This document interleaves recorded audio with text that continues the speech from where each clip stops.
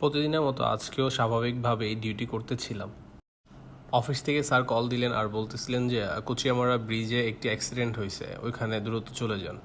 So আমরা ঘটনাস্থলে এসে দেখলাম একজন ঘটনাস্থলেই ডেড আর একজন হচ্ছে সিরিয়াস ইনজুরি।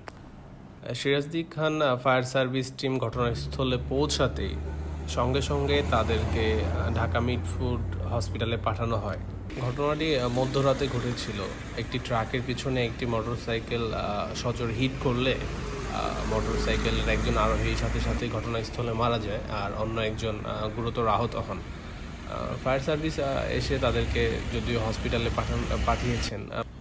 কার মৃত্যু কোথায় কখন হয় সেটা সঠিক বলা যায় না, তবে সকলেরই উচিত সেফলি ড্রাইভ করা এবং সাবধানে চলাফেরা করা। এই যে এই বাইকটা নিয়ে এক্সপ্রেসওয়েতে হাইওয়েতে রাতের বেলা তাদের আসা মোটেও উচিত হয়নি। না আছে ব্রেক কন্ট্রোলিং, না আছে হচ্ছে লাইটের ভালো আলো।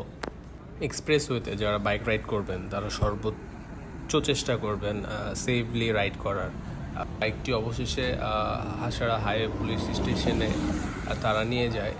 ফায়ার সার্ভিস কর্মীরা বাইকটি নিয়ে যাওয়ার জন্য তাদেরকে হেল্প করে। এক্সপ্রেসওয়ে থেকে সার্ভিস রোডে বাইকটিকে নামিয়ে দেয়। বাইকটি নামিয়ে দিলে তখন হচ্ছে হাসাড়া হাইওয়ে পুলিশের গাড়িতে করেই বাইকটি তারা তাদের থানাতে নিয়ে যায়। আমরাও বাইকটি তাদের গাড়িতে তুলে দিতে সহযোগিতা করি। এখানে যে পুলিশ অফিসার ছিলেন উনি খুবই ভালো একজন মানুষ। ওনার মন মানসিকতা খুবই ভালো। পুলিশে সাধারণত এত ভালো কাছ থেকে না দেখলে বোঝা যায় না। বাইকটি তাদের গাড়িতে তুলে তারা নিয়ে যায় তাদের থানাতে। তারপরে হচ্ছে এখানে থাকে শুধু হচ্ছে ট্রাকটিও তারা তাদের নিজ হেফাজতে নিয়ে যায়।